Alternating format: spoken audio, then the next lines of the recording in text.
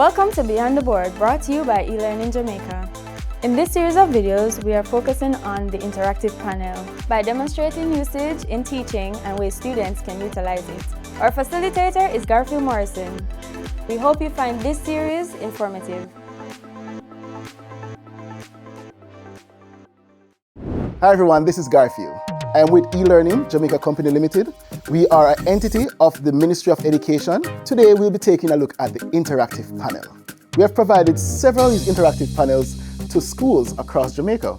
Now, we're going to see the different features, the different capabilities. We're going to see what this panel really can do. We're going to take a deep dive to see how powerful this interactive panel is and how we can utilize them in our classroom to make learning fun. So this interactive panel is powerful, and we know that.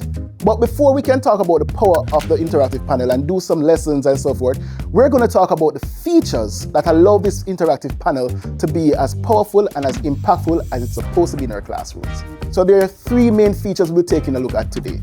We'll be looking at the connectivity features in two parts. One, the wired connectivity with Type-C, and two, we'll be looking at the wireless connectivity, connecting multiple devices to the board. And then the final one, we'll be taking a look at the whiteboard. Imagine you are in a class or you're ready for class. You got your bag, you pick up stuff and you got to school. But for some reason you left the laptop. And the laptop is what you wanted to do your presentation from.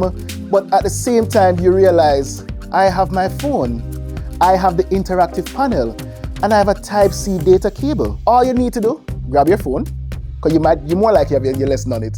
Who doesn't? All right, plug up. And it's literally a plug and play feature. You can go ahead and open up your apps, look for that PowerPoint presentation, or look for the PowerPoint feature, open it, and you can start teaching your lesson from there. No hassle, no worry, just go ahead and start working. If you need to access your Google Drive, you can do the same. You can access your Google Drive from the board, or if you want to do it through the Type-C data cable, you can do just that.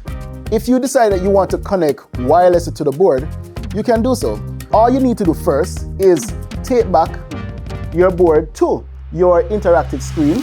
Now you're moving from your phone to the actual screen itself.